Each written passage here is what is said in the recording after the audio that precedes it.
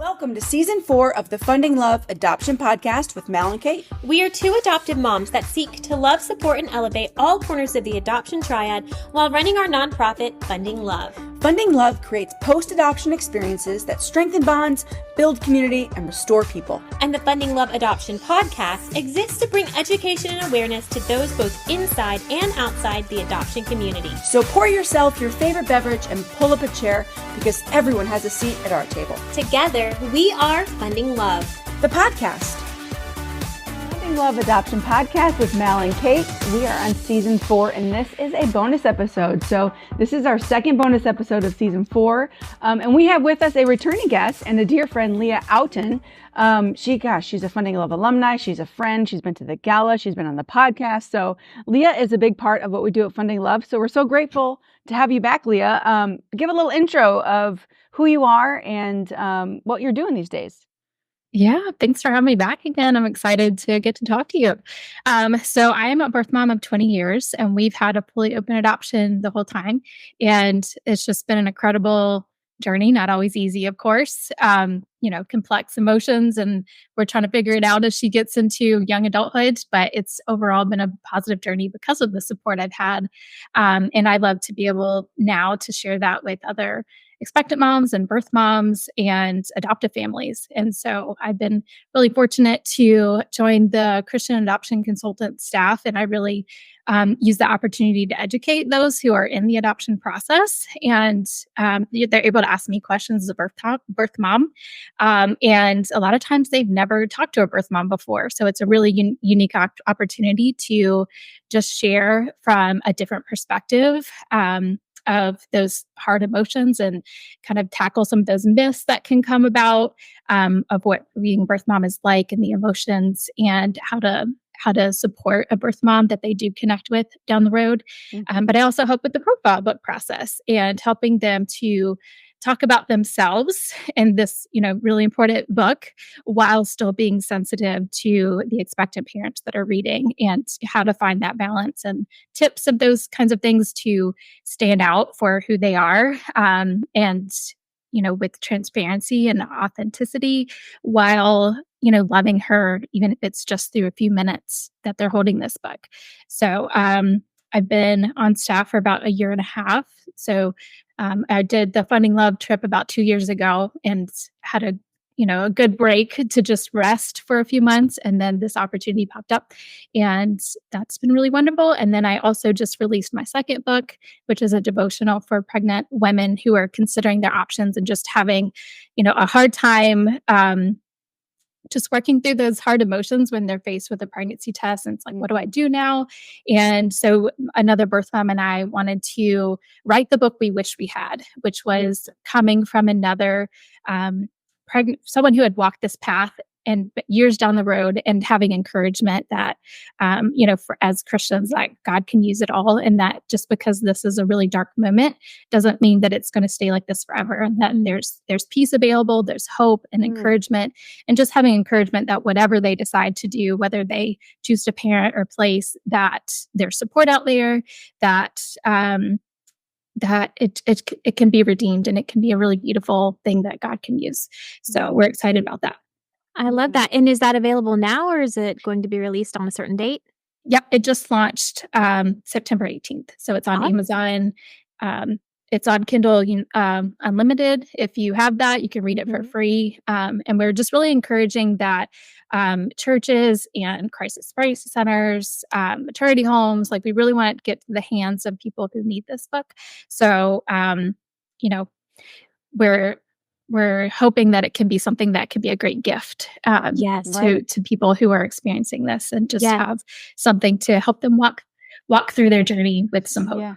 And before we recorded, you were saying that this book you had an audience in mind as you wrote it, but really it could be for any pregnant woman or anybody, really, because you said it's just such it's a devotional book, so there's a lot of hope and stuff in it that anybody can read. So I love that you don't necessarily need to be pregnant to read it.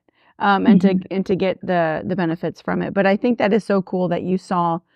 I love that. I love when people do something like, I wish I would have had this, so I'm going to do it.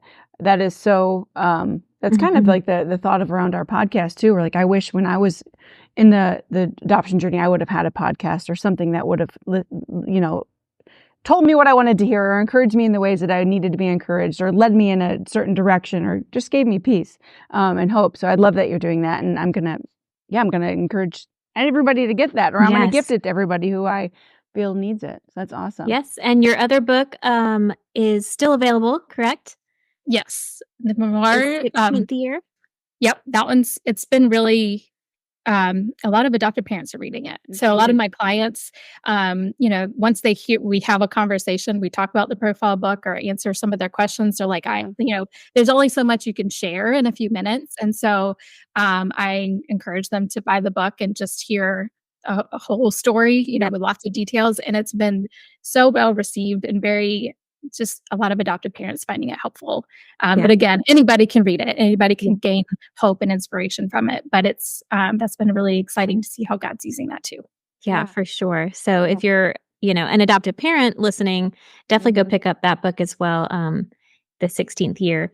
And it's a great, I love that it encourages open adoption and your journey in that and even your support while you were pregnant from your family. So I think that for anyone considering adoption, it's a great read. So we love that you're providing resources and doing good work. It's really exciting. We're excited for you. Thank you. Yeah. So today we wanted to dive in. This week we are talking about profile books on the Funny Love Adoption podcast. And I feel like profile books have a lot of emotions around them. And I just think as an adoptive mom, even when they told me the process of okay, you're going to create this book and show it to expectant moms, it just kind of blew my mind. I don't know how you feel, Leah, as a birth mom and an expectant mom that went through that. But it kind of blows my mind that we live in a day and age where it's here, just look at these scrapbooks, these picture books to start the selection process. How did that, what kind of emotions did you feel as an expectant mom just being handed picture books? Choose a family. It seems so odd to me. Wild. When you think about it. Wild thing, yeah. I mean, honestly, the first emotion was grief. It still makes me emotional there's the decision of, okay, I'm going to consider adoption and look at families. But when you're actually to the point of, it just became really real that I'm making this decision. And so when they handed me 3 books that met my basic requirements that I was looking for in a family, and it was just, I remember needing a second to just breathe of okay, this is really real. And like you said, it's just, you're picking a family for your child that are strangers. And that is a really heavy, grief-filled thing to admit I'm not in a place to parent. So that was the biggest thing. But once I started flipping through, looking at the photos and just felt like I was making little connections with the family that I chose. And just, we had the same kind of dog in common, and they reminded me of my parents. And, I felt like she would blend in with them. And so I started to feel a little bit of hope of that I felt like God was pointing me towards this family and that they wanted the same things that I wanted in adoption. And so it was, just like with most adoption things, it's the both and. It was a lot of grief and also a little bit of hope of I could provide her with a family that was ready to parent and that they were everything that if I could parent, this is who I'd want to be. So. Yeah, I think for the adoptive, and I'll let you speak to it too, as a hopeful adoptive mom. For me on my end, making them was extremely nerve-wracking and confusing. Because you want it to feel authentic and real, who we are, but then you're trying to put your best foot forward, and you're trying to find cute pictures, but then you want to find real pictures. It's just for me, I felt nervous and overwhelmed, and I wish I had a little bit more direction, even looking back. How did it make you feel, Caitlin? I mean, I started to do mine on my own. I was like, I can't do this. It felt like I felt like what I was doing was trying to show off, and I was like, I don't want to do that either. Because you're trying to put all your best pictures in there, but so you want to be your authentic self, and you want, you like you were saying, you want to feel like they could picture themselves sitting in your living room with you, with those pictures that you have with your family but then you're like, well, okay, I don't know. You don't want to show any weakness. You don't want to show anything it's a very complicated thing, but then you also don't want to show off. I don't know. To me, I felt very because it's a very complicated thing. So I started to do it on my own. I was like, I can't do this. So then we were working with CAC for our first adoption, and we just let them help us with it. And so we kind of sent them our pictures. We wrote the letter that we're supposed to write, answer the questionnaire, and then they helped us piece it together.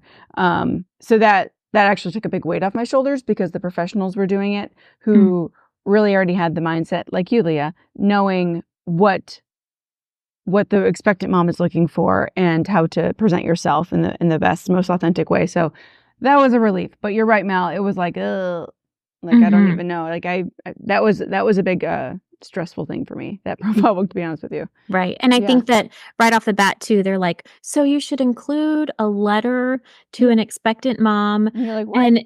And it just feels like this broad stroke. And I remember feeling very nervous about how I approached that letter. So Leah, how as an expectant mom that's gone through these books and now birth mom, like what are some ways that hopeful adoptive parents can speak and address and keep sensitivity in mind towards expectant moms as they're writing these letters and making these books? Yeah, that's like one of the top questions I get with the client calls I get with CAC is like, how do I write this letter? That and like the ending letter are usually the two heaviest, most emotional places.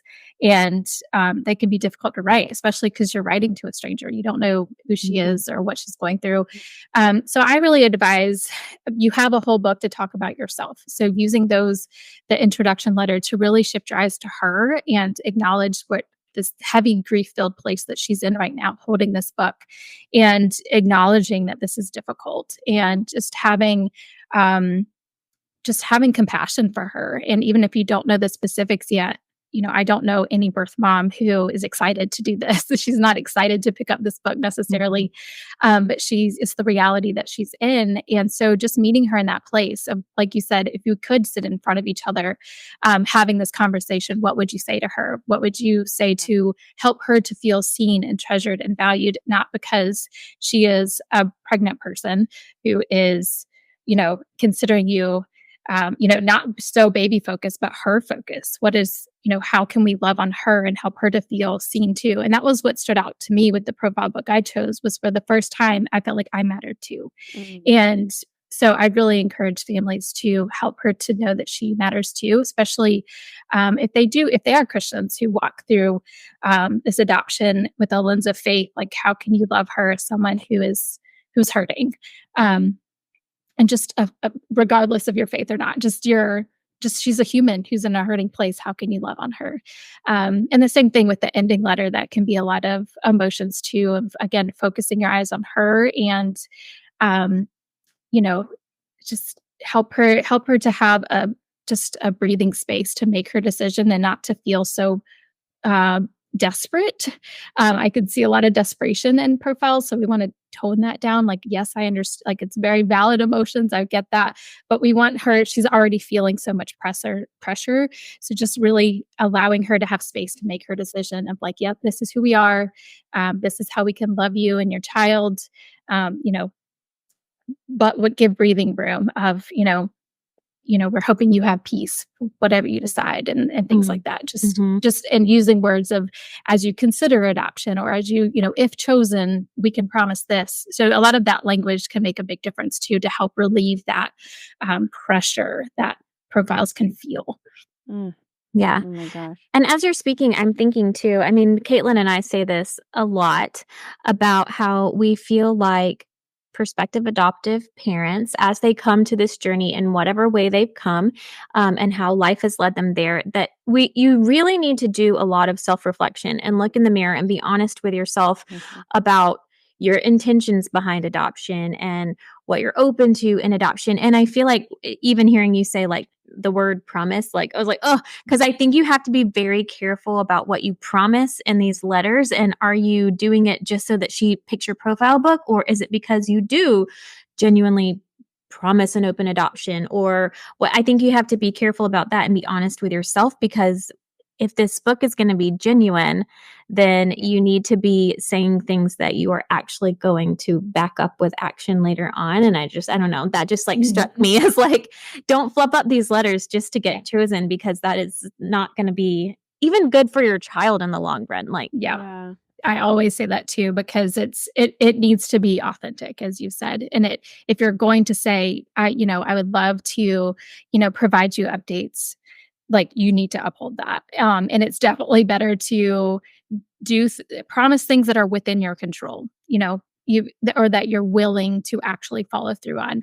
And so you can make promises of talking about her with honor and to, get to know her, like that you're willing to do those things. Reading picture books and talking about adoption, supporting their emotions. There's so many things you can promise that can be authentic as an adoptive parent, that doesn't necessarily promise, XYZ visits for, you want to under promise and over deliver, but at least expressing your willingness to explore those things if that's true to you. We definitely want to be cautious, because as birth moms, and I know you've seen this too, like so many times we're promised the moon and the stars and then it closes or it just starts fading. And so I want to protect birth parents' hearts too, and really just be cautious of those kinds of things, and do things, if you're going to make commitments or promises, do things that you absolutely believe in and can control.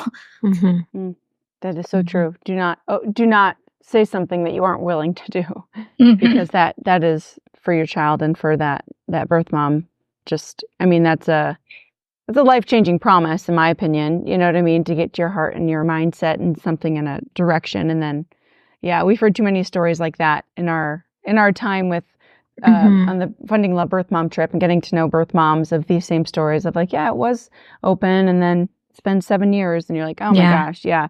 So those things are hurtful. So it's so important. Like, Mal, I'm glad you brought that up, to have that self-reflection and that self-awareness of what you are really willing to follow through on, and be honest with yourself, because that's important. But Leah, from your seat as a professional now, guiding prospective adoptive parents on this journey, and as a birth mom, what would you say are things that expectant moms are looking for in the books? Like, what type of things the family to showcase, or their personalities? Like, what are ways that they can express that in a book?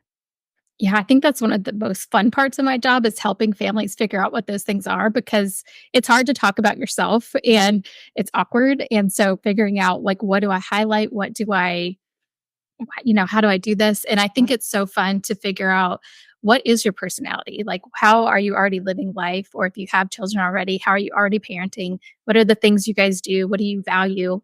And just having little glimpses with your words and your photos of what that looks like. And, some of my favorite books have been ones who really, they put in the jokes. They help just, that's who they were. They're funny people, they're charismatic. And so they put those kinds of things throughout their book. I know ones who have really sensitive hearts towards the expectant parents, they really put that throughout their book of here's our family traditions. I would love to hear what yours are, so we can incorporate them into our family too. Having questions or thoughts throughout your book that can help pull those things out. Culture is a big one. We work with families who, might have, we've worked with some from Africa. We've worked from, some from Ireland. We've worked from Hispanic cultures. And so being able to tie those into it, of your, special foods that you have, and traditions, holidays, if you have an annual trip that you take every year, giving pictures of how you spend your time. And those unique things can become really, if you're bilingual, that's really helpful to include. And there's so many different ways. A lot of people ask, is it inappropriate to put a joke in there? And, the family I chose, her dad is so funny. And it was one of the things that I really loved about him, because it kind of helped dispel some of that tension that we feel having these conversations and in the profile book. And so yes, you want to take it seriously and balance it, but it's okay to throw in something that's a little, silly and quirky to show your personality, while still acknowledging and balancing it with the heavy pieces, the heavier letters that we talked about. Yes. Yeah. So for you personally, and this might be a personal question, and don't answer it if it is, but when you were looking at the profile books for yourself and your journey, do you remember what it was? Or the couple things you said that he was funny, but a couple things that stood out that you're you held on to that? Mine was their ending paragraph was, again, I just felt like I was really seen for who I was and loved. And it was the first time I felt that from anybody who had offered to adopt my daughter. And I just felt like I mattered too. And it was the way they ended with kind of off the blessing of, you know, maybe in Numbers, it's like, may the Lord bless you and keep you. Mhm. It's something similar to that, where it's like they were praying a blessing over me and this child and praying for me to have peace no matter what. And again, that's kind of that in a time where I was desperate for peace of trying to figure out what to do, it provided peace for me. And I just felt like, I could feel their character and their integrity from their profile. And that's, they've consistently been that for 20 years. And so I think it's really important, again, to go back to authenticity, that you're loving out of a way that is true to you. Yeah. Mm-hmm. Yeah. So one thing I remember when we were doing, maybe this is probably when I was doing it on my own and trying to get advice from Google or whatever. I remember putting in like maybe it was the closing paragraph, the first letter, or whatever it was, where I said like, we pray for you daily. We're, you're in our thoughts, you are in our prayers, and we ask God to guide you. And I got advice, I don't remember from who, that we shouldn't use those words like pray or, blessing over you, because it felt like it was, I don't know, what's your opinion on that? I mean, that was true to who we are as a family. And so that is how we live our life. So, but we were told to kind of bring that down a little bit. Is that something that is still encouraged, or is that kind of just dependent on who you're going through? I think it depends on who you're going through. Like as with CAC, we're a Christian organization. So, but we do advise not to overly do the Christian language, because it can be uncomfortable, or it can just be too much and too fluffy. Yeah. But at the same time, you want to be transparent and authentic to who you are as a family, and you want the expectant mom to know these important parts of you, and faith can be a part of that, and how you will be raising her child.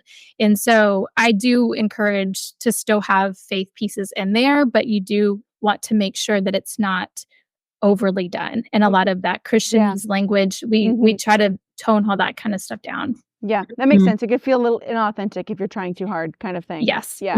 Yeah. No, yeah, that makes sense. Oh my God. Yeah, but typically, like we still keep in like, we're praying this for you, or it's just how much it is and how it's done. Yeah. So this is a big part of the journey, I would say. Certainly for the expectant mother, to, like you were saying, but I also feel like it is big for the prospective adoptive parents, because they just so badly want to get this part right as well. So what piece of advice would you give to hopeful adoptive families? I mean, I know you do this for a job, but like those who are listening and in that part of their journey are about to do that, what advice would you give them? I mean, a lot of the advice we've talked about is key points, but I also would say it's okay to ask for help. That if you have questions, there's people to guide you through. And I think it's also important to just be able to balance your focus. That it's a book about you, but making sure that you're considering who is picking up this book, and that. There's so many different ways to go about this, and they can all be different. And I think it's a good thing. Like, yes, there's a typical kind of formula to profile books, but make sure it's you. Make sure it's filled with your personality, and you're saying things in a way that you would say them. And so that it like you've said, like you're wanting to put your best foot forward, but still being really relational and relatable, and having some vulnerability in there. I really encourage families who maybe they have adopted before, or if they're parenting a biological child, like using those situations, or any loss that you've walked through, like it's a different situation, but being able to kind of draw inspiration from the things you walk through to help have compassion and empathy, of imagining what this might feel like, even if they're not the same. They'll never be the same, but just writing from a place of compassion and thinking, I like to say too, that this is kind of like, it's in the, parallel to like dating. This is kind of like your dating profile. And so you're trying to like talk about the things that are really important to you and help get a good picture to make those initial connections, and then hopefully have a conversation to get to know each other more. So thinking of it in that way helps some families to think about what's important and how do we talk about ourselves and what do we show. That's good advice. That is good advice. So let's flip it then. So what advice would you give to an expectant mama in this position, who is in this process and either has looked at profile books, is about to, is at that place? What advice, encouragement would you say to her? I would say start with a list. For me, it was really, really helpful to literally write down, if I could parent, these are the things that I would want for my child. Okay. Like I want a mom and a dad. I want them. For me, I wanted a family within a few hours of me so that we could have this open adoption with visits. Faith, and what did I, was I open to families who had children or not? There's so many different things. So write down a list of what you are looking for, and usually a social worker or somebody can kind of help you with that. And I also ask family members, like, you're a parent. What do you think? What do you think would be helpful in this situation? What to look for? And so I think that's a big help to kind of narrow down things and to make sure that you're finding a family who's on the same page as you. And don't settle. Unfortunately, I've seen working in adoption that some birth moms, they kind of settled like, okay, this is good enough, but there wasn't that kind of emotional click, or they kind of ignored some of the red flags that were popping up as they were getting to know them. It's okay to go back and look for another family if something does not feel right. For me, peace is a big part of my journey. And I say like it's kind of my compass to each decision I was making as a birth mom.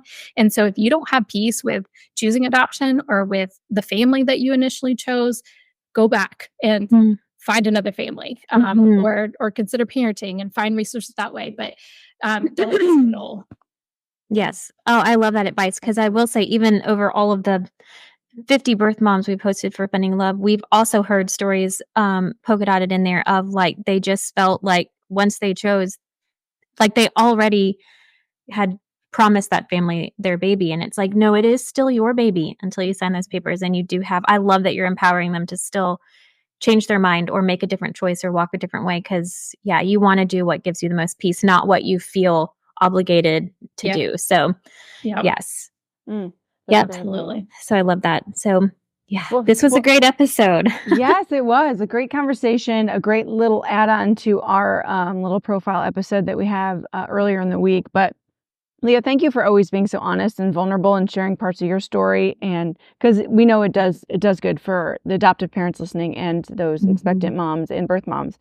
So I always love your voice on this podcast. Love that you're serving alongside us. And tell us one more time the name of both of your books and where people can find them, so we can list that. My story is The 16th Year, and then the devotional is called Flourishing Hope. And they're both on Amazon is the easiest way to find it. Yeah, Amazon. So find them, read them, gift them for anybody listening, because it is they're both great reads. So thank you, Leah, again for being on the podcast. We're so grateful for you. Having me. Yes, good absolutely. Conversation. Absolutely. And thank you for everybody for tuning in to this episode of the Finding Love Adoption Podcast with Mal and Kate. We'll see y'all next week. Bye. Bye.